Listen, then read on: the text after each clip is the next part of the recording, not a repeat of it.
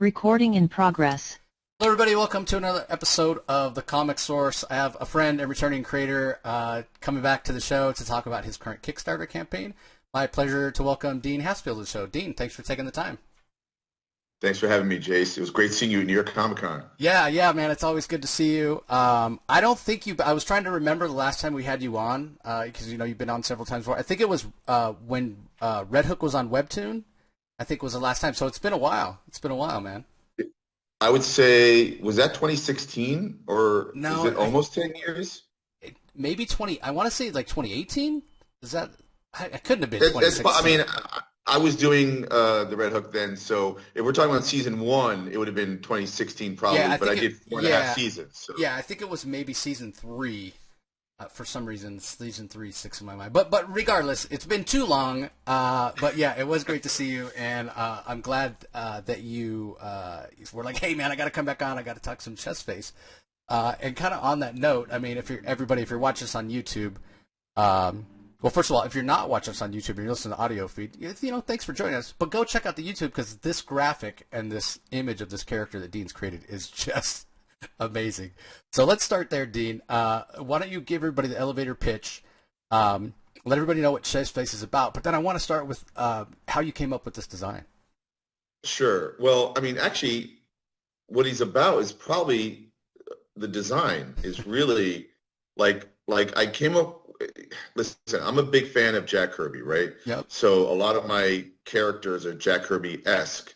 And in this case, my favorite character in the Marvel Universe is the Thing from the Fantastic Four. Mm-hmm. So I was trying to come up with a little bit of an analog, like what would my Thing look like?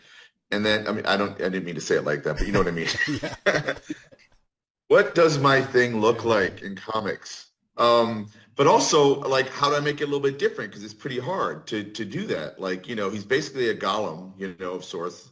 And then I have such a love for this other Jack Kirby creation called Arnim Zola. And Arnim Zola is a Captain America villain, right? Mm-hmm. And his face is on his chest. Right. It's like a monitor, right? And, also, and this might have been subconscious, but later on I realized I was such a fan of Gossamer from Bugs Bunny. Do you remember Gossamer, the big, pink, fluffy-looking monster, right? So it was all kind of coming to shape in this image. And I don't know if I drew the image first or if I came up with the title. I don't know if Chest Face was born from the drawing or vice versa. I can't remember. And then that was another thing, Chest Face. What is that, the lost member of the Wu-Tang Clan? Like, why would you call anything a chest face, And I was like, well, all the good names have basically been taken. It's really hard to come up with a new cool character name for like an anti-hero or a superhero or some kind of protagonist, that has been branded as something. And I was like, well, literally his face is on his chest. So why don't we call it what it is? Like I'm always trying to be all clever and whatnot. And I was like, there's nothing to be clever here. And also, once I drew the character and I showed it to people, the first reaction is that they laugh. Right. And I was like, well, yeah, it's funny looking, and I was, I like to write and draw tragic characters, tragic figures. So I was figuring, well, how is he a tragic figure? But because everybody was laughing, I realized what his job was. His job is that he's a stand-up comedian, and that's part of one of the ways he gets the laughs. Gallagher was a prop artist, right? He would smash things. And that's not what this guy is, Chest Face. But instead, maybe some of his humor comes from the fact that something really tragic happened to him, and he turned out to look like this. But, he can scare you or he can make you laugh, depending on how you feel about him or your encounter with him. So little by small, I was trying to figure out and devise, like, what he is and what he does, and then how did it all happen. And I believe I sent you the first 6 pages of this comic, which is a 24-page comic. And I was talking to my friend Charlie McElvey. Charlie McElvey is the publisher and co-creator of a lot of characters through the Zion universe, specifically characters called Spider-Squirrel and Trash Panda and a slew of other characters, right? And I really liked what he was doing. And I was like, well, we all steal from the same, puddle, the same inkwell, as it were, and kind of devise our own characters. Or I've come up with pitches for franchise characters and they don't sell. Sometimes I kind of tweak it and either make it my own or I tweak it for another character. And obviously there are certain ideas that you can't do that with because they just are so blatantly Like if it's a Batman idea and it's so Batman, you can't use it for something else. Mm-hmm. But anyway, he had created his own superhero universe, which is very adjacent to the characters we know and grew up and love, you know? And I thought it was a lot of fun. I thought, well, I want to join that universe. Here's a character. So I created this chest face character, right? And it was going to be in this anthology that came out last year. And I wrote this 6-page story. And again, I was just playing around with like, well, what does he look like? What does he do? What's the tone? And I wanted to do like a limited palette color set, which is like white and blue, basically, with a little hint of red. And also because honestly, I don't know how to use all 4 colors on a page. I suck at it. I don't love it. But I do like to do this tonal thing. And yeah, I gave him like this kind of job that he basically is running around he's workshopping his 1-hour comedy, right? But he's being hunted by the people who created or who mutated him because he was supposed to be disposed of. You know, they kidnapped these candidates and he was one of them while trying to give blood at a hospital, and suddenly he gets knocked out. And that's not in the comic, but you find this out a little bit later. It's hinted at. Yeah. And then he wakes up and he's been transformed. And then you find out more of why this happened when I added more pages to it. So I hinted at his origin in the 6-page, first chapter, as it were, that you've read. And it was also in the Spider-Squirrel Titan-sized, collection. And I was like, well, what's more to his story? Like, who is this guy? What's going on with him? And I then, you have to add other characters. My friend Jonathan Ames, who wrote The Alcoholic that I drew, the graphic novel, and we've collaborated on other things. But he's also a great writer, been published, novels, memoirs, essay collections. He also created 2 TV shows. One was Blunt Talk with Patrick Stewart for Stars, but the first one was called Bored to Death, which I won an Emmy Award for helping create the opening credit sequence, which is crazy, right?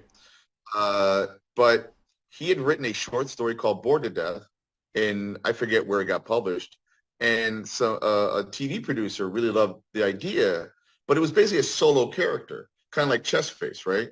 And when he went to go do the TV show, he had to add other characters to build it out for him, for the main character to bounce off of. So in Bored to Death, it's like Jason Schwartzman, Ted Danson, Zach Galifianakis. And Zach Galifianakis was loosely based on me, and that I did all the comics work that he draws in the TV show. So, and we created a character called Super Ray and all that stuff. So anyway, when I was thinking about Chestface, I was like, well, who else can be in this guy's world that he can, communicate with? And so I've created some new characters and been having a blast just kind of riffing and going off and having a lot of fun. It feels weird to have this much fun. Well, I will say, having known you, we're trying to remember even how long it's been since you've been on the first time. And I knew you for a period of time, but before that, obviously, I think we met at Long Beach Comic Con like 2012, like way back. Sure. But one of the things that I love about your work, so, I would never refer to you as a writer or an artist. You are a cartoonist. That is your skill set. And it's a little bit of a different type of skill set because I feel like there's so much of you in your work.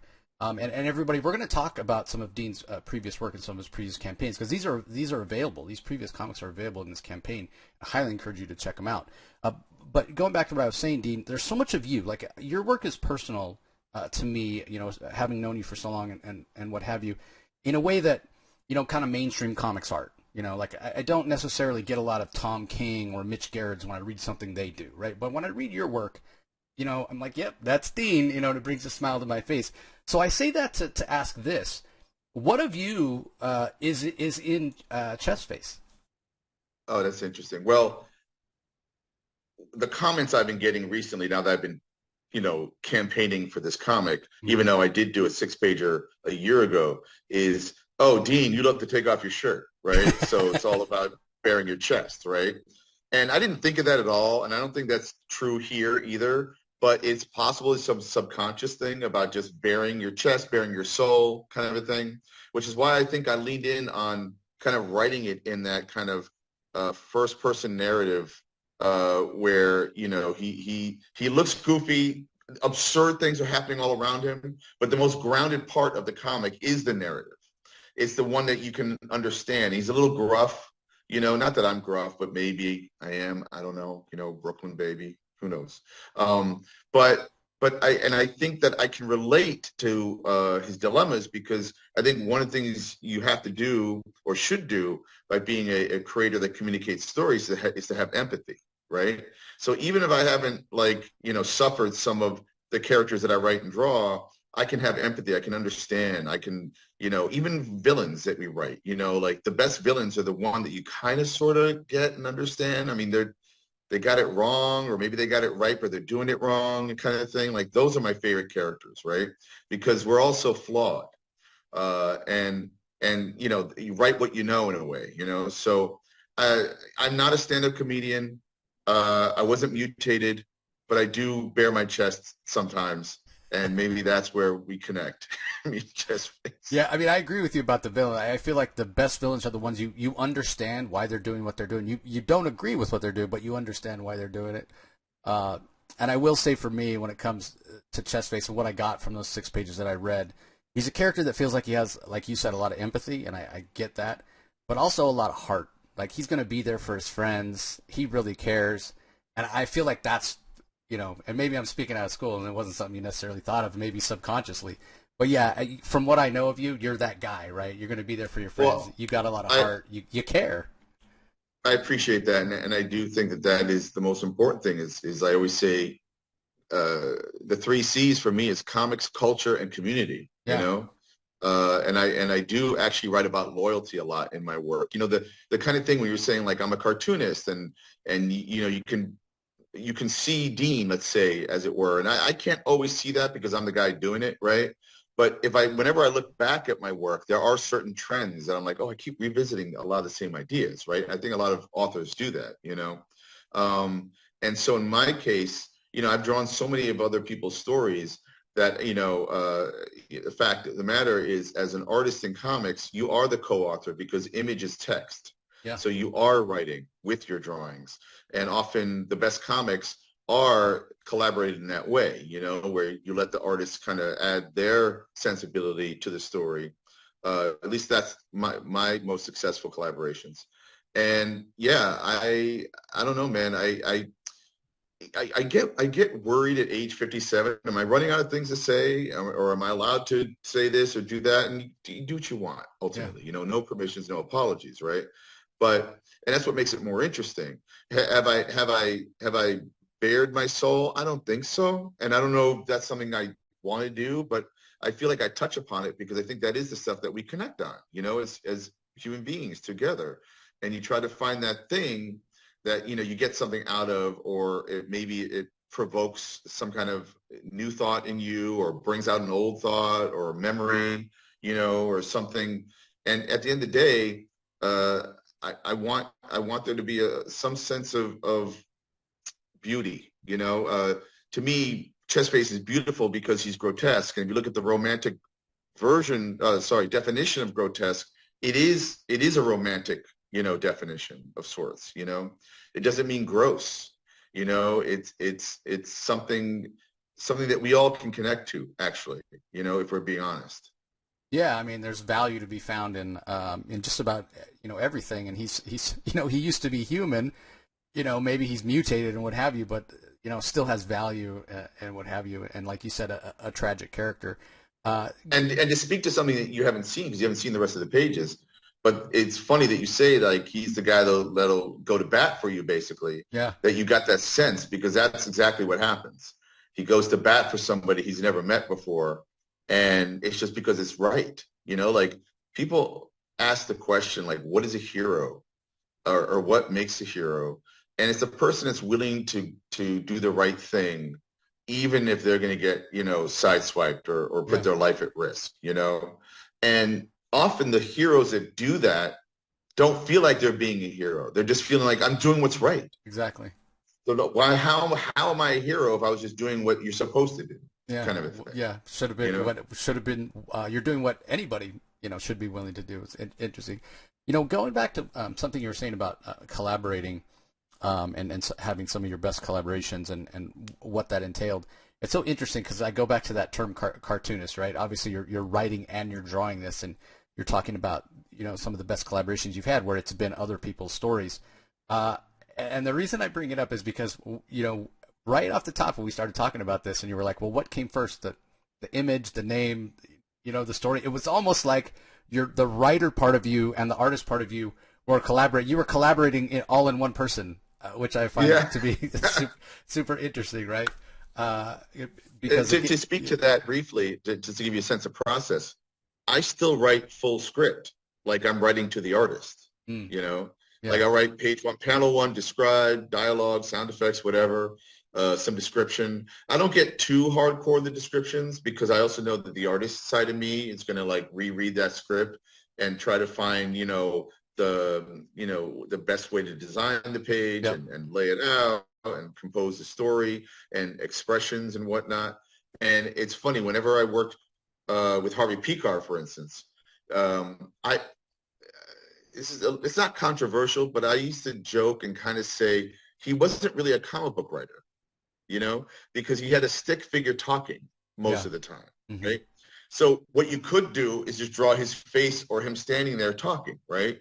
But if you read what he's writing, you can find all this other stuff that you could be trying to draw to support what he's saying or to show something in contrast to what he's saying.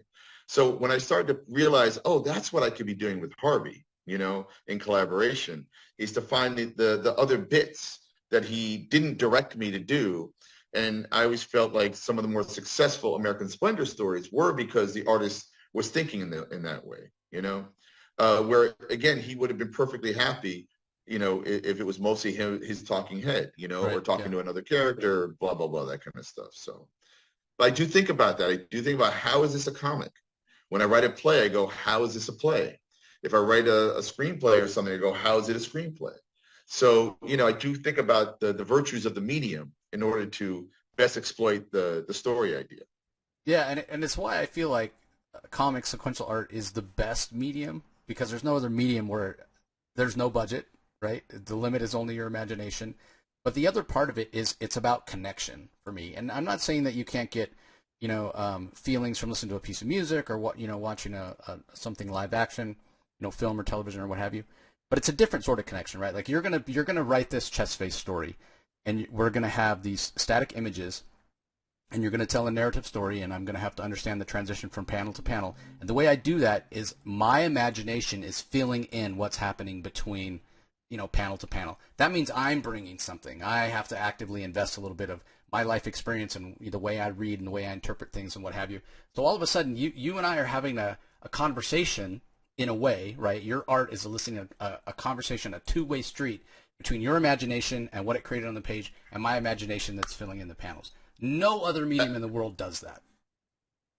Well, I would hazard, so a couple of things. I would hazard that reading prose does that as well. Like Similarly, you're filling in, or you're, someone describes a couch, and I don't care how well they describe it, you're still going to fill it in with your couch or something, right? True, yeah. And so I think reading prose is almost even more work in some ways. Watching cinema or TV, which can also be phenomenal, is very passive because the story's being told to you. You have to just sit there and keep your eyes open and your ears open, and be told the story, basically, right? And in comics, I think the other thing that's really interesting about comics, depending on how it's drawn, somebody can have a very primitive style, or someone can have a really elaborate style, and it's two different visual experiences. But at the end of the day, depending on, especially if you want to write and draw, you could be reading something and feeling either super intimidated by it or galvanized by it. And you go, oh, I too can make a story. Comics almost empower you in some ways. I've always said that, for instance, like All-Star Superman by Grant Morrison and Frank Quitely, super entertaining and also educates you about how to make comics as you're reading it. Believe it or not, there's this subconscious thing happening. And sometimes I'll read a comic, I'm like, oh my God, I'm learning while just being entertained, And ultimately, my work isn't done until you've received it, for better or for worse. uh, that's just it. Like, am I going to write and draw a comic just for me? Probably not. Is the auteur in me trying to, like, write a comic just for me and hopefully other people will like it, or the idea is I'm making something you didn't know you wanted yet. Hopefully, that's cool. That's not a great marketing strategy, like, and we can talk about this is my fourth Kickstarter, and we can talk about the 4 comics I've done recently, which, like, would a retailer want to sell this? Would they think it could sell? I don't know. And that's a whole other conversation about the ecosystem of crowdfunding, versus being part of the system of working with a publisher that has distribution and with working with retailers for the impulse buy, getting the reviews. I'm not getting that right now because of this lane that I'm carving right now. Yeah, well, it goes back to one of the C's that you kind of pride yourself on is community, because with these 4 previously funded Kickstarters you've done, and now with Chestface coming out, you're going directly to the fans, to people that follow your work, and you are building this sense of community.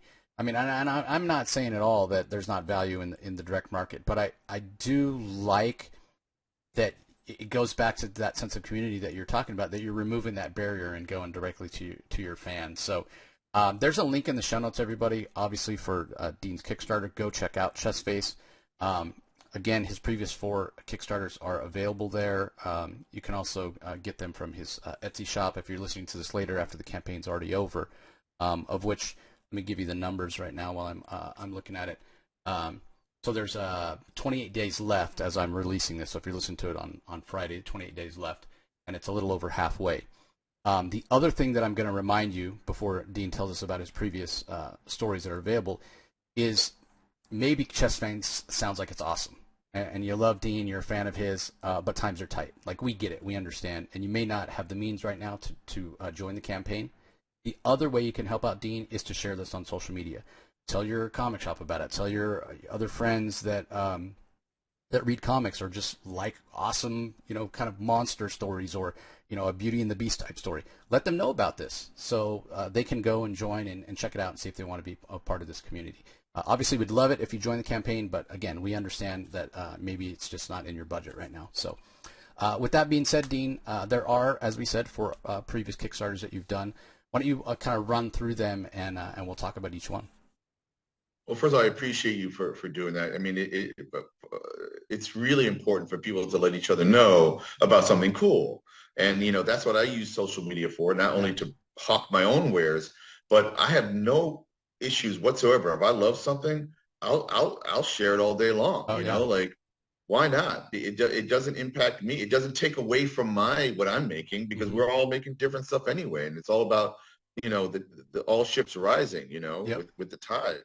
And ultimately, what are we asking for half the time? 10, 15, $20? Like a couple of times a year, a few times a year, maybe? Like, and I get it. Times are tough. I'm living off the fumes of my savings right now, like, and I'm investing in myself, but who else am I supposed to invest in, right, but me? So I get it. And anyway, so, yeah. And one other thing before you start, kind of on the, just to add to what you were saying, and kind of dovetails into what I just said. Yeah, it's whatever, 10, 15, $20 for an awesome comic, but also to be a part of this community, there's value there as well, right? So yeah, you're going to be entertained by this comic for a finite period of time, but if you haven't had the chance to back one of Dean's Kickstarters before, become a part of this community, you're missing out, because it is a great community. So there's value beyond just, hey, I'm going to read these stories. I'm sure, you were just at New York Comic Con. I'm sure you had people coming up that had backed previous Kickstarters that were like, hey, I can't wait for this next one. And that, again, that's sort of the access that you're getting here. Not to say it's an exclusive club by any means, but you're joining not at all. Yeah, you're joining the community, and there's value to that.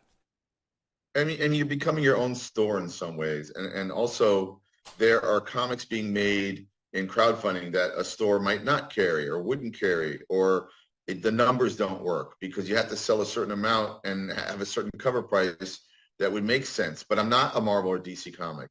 I've made Marvel and DC comics, but not what I'm making right now. Yeah. I mean, maybe it could be shoehorned in there, but about a couple of years ago, in the middle of the pandemic, I wrote a 4-page Red Hook story about that was basically honoring the 7 o'clock thing when people would clap their hands at 7 o'clock in New York City or other cities because to recognize all the first responders and all the people that were out in the trenches helping each other during that terrifying time. And so I did a heartfelt story about that for an anthology that I co-edited and co-curated called Pandemics that you can find at the Hero Initiative for $5 or something, a 56-page, really cool anthology. That's where that story landed. But also because the other thing that comics do so well is take the piss out of everything, okay? Especially if you're a fan of like Judge Dredd or like European comics or underground comics, is I created a character called COVID Cop. I took two words people have trouble with, I put them together, you know, and I created this story that, you know, I submitted to a bunch of publishers.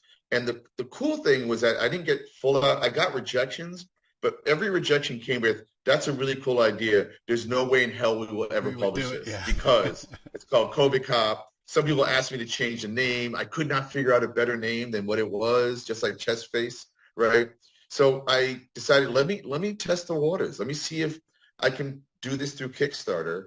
And lo and behold, I had a great, you know, response to it. And I was also trying to look for other work.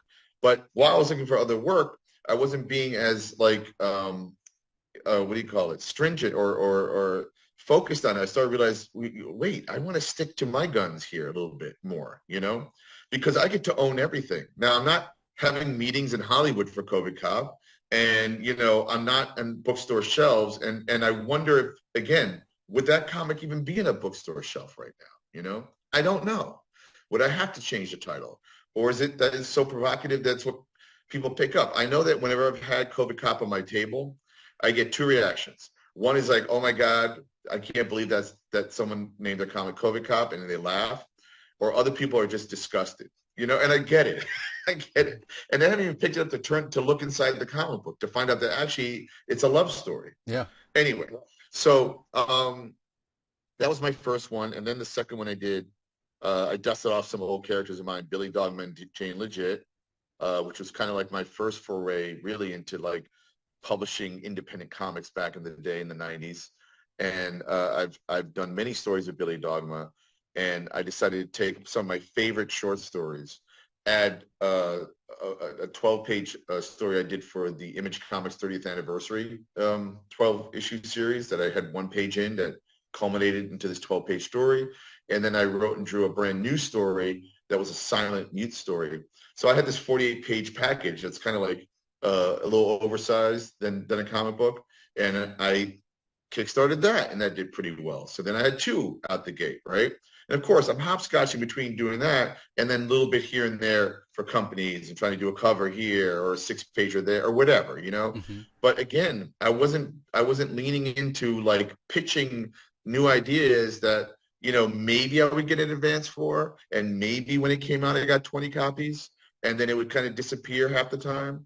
So instead, I'm out there, you know, banging the pans, you know, on well, what I discovered, Jace, is that people are buying Dean right now. Yeah. They're buying the idea secondary. Your Chest Face is secondary to Dean. COVID Cop is secondary to Dean. And that's what I'm doing for other people too. Is like, oh, so-and-so just came out with a new comic. I don't even care what it is. I want the comic. I like them. Right. You know?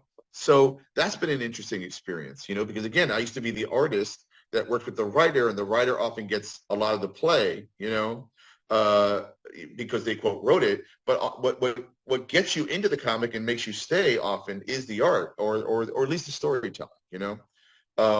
But yes, I love writers, and so that's why I decided to do more of my writing. Then my third Kickstarter, I revisited the Red Hook. Okay, this character, I did 4.5 seasons of it, webtoon. The first 2 seasons were published by Image Comics, and then we put a halt on it because I decided, you know what, I want to try and do this as an omnibus or something at some point on my own, or maybe with someone else. I don't know, but that was really cool. I got a lot of notice. I won a Ringo Award for it, which was really cool. And then I decided, well, what do I want to do with Red Hook now? And I love the idea of speculative memoirs. You know, meaning, could I do a hybrid of like me or a version of me, an iteration of me entering my own comic book and character and kind of commiserating with that person in that world, and what would that look like, right? So I had this idea. I was like, what if Spider-Man, instead of Peter Parker becoming Spider-Man, what if Spider-Man became Peter Parker? And then I was thinking of Harvey Pekar. I was thinking maybe he became Peter Pekar, like, and so there is a kind of a superhero story within the Red Hook, and there's also ghosts, and then there's my character shows up, and one might think, oh, is Dean going to have a conversation with his creation about, there is talk about creativity, but that never happens, meaning that I never lift the veil between the creator and creation. There's a different conversation that happens, and I was really proud of that comic, and yeah, I kind of want to like head in that direction a little bit more, because I know a lot of people are polarized by the fact that I've done superhero comics and I've done memoir, okay? I work with Harvey Pekar, Jonathan Ames, Inverno Lopez on Cuba My Revolution. I've done my own memoir. Then I've hopscotched over to the superhero side. I've done Spider-Man, Superman. I drew a Superman story 2 years ago that Cena Grace wrote, I've done Fantastic Four. I've done X-Men. I've done a ton of superhero comics, including my own. But I always find there are two camps between them. There's the ones who prefer my doing the kind of the autobio stuff versus the superhero stuff. So I was trying to merge the two blatantly and to see if I could make that work. Well, I think for me, I guess I am in both camps because I like you said, I'm buying you. Like, we've been friends a long time. I love your work. I love your style. I see, you in those superhero stories, but I see even more of you when you're doing your cartooning and you're writing it as well. So, again, everybody, those three that Dean mentioned, along with Chest Face, are available in this campaign. Again, link in the show notes. Highly encourage you to go check it out. It's only going to take a minute to go and see if you think it's for you. You can check out the art, and there's various tiers for all sorts of budgets. But again, there's a lot of value in this. It's why I have people on here to promote their Kickstarters all the time, because again, like Dean said, you're buying into the community, you're buying into supporting him, and you're getting some great comics to read as well. So. Hey, man, it's been great catching up with you. Fantastic chat. Great talking to you, and thanks again for supporting me and for your cheer. It means a lot. And yeah, I feel like it's not about denying, one kind of comic for another. I love it all, clearly because of my own career, right? But the older I get, the harder things get. You get a little achier. Maybe you don't draw as fast as you used to. And maybe you want to get to the ideas that have been lingering in your mind every night and when you wake up to it, kind of thing. And that's the stuff that I want to make, these days. Yeah, 100%. Well, as we're winding down here, Dean, last thing we should probably let everybody know about your Etsy store. Where's the best place to find you? Okay. If you have questions, that sort of thing. Where's your best online presence? So my deanhaspiel.com points to, I believe, to my old LiveJournal blog that I still keep up to date to this day, right? So I don't have a proper Dean Haspiel website with like artwork and what I've done and what makes me look cool or whatever, and the new thing, the old thing. And I really do need to do that because I have done a lot of cool stuff, and I should remind people, or you can easily be forgotten, right? But these days I've been keeping a Substack newsletter that I publish maybe, I don't know, twice a month, possibly, usually. I mean, right now I might publish more because of the Kickstarter. Also on Instagram, Dean Haspiel _art, because somebody stole my name and there is no other Dean Haspiel on planet Earth but me, but okay. I'm on Facebook, Twitter, but I got nothing on Twitter, man. Like, I can't move that needle. I never really did it right. So whatever. And then in terms of being able to buy stuff, like I do have Venmo and PayPal, and there are ways to find that online to get my comics. I have set up an Etsy store that I don't promote that much, but technically the comics are there as well. But for right now, for the campaign, I'd prefer if people did go to the campaign and get the comics that way. If not, or they just want one of my comics, you can find me and we'll talk. It's easy. Yeah, fair enough. I'll put a link to the Instagram in the show notes as well as Dean's Substack, everybody. So if you're having trouble finding him, just go there. But again, go check out the Kickstarter. Link in the show notes. Check it out, and yeah, tell your friends. So, all right, fantastic, Dean. Thanks so much for taking the time, man. Thanks, Jace. And Dean and I both want to extend our thanks to everybody who joins us and took the time to watch on YouTube or listen to the audio feed. However you joined, we appreciate you, and we'll talk to you next time.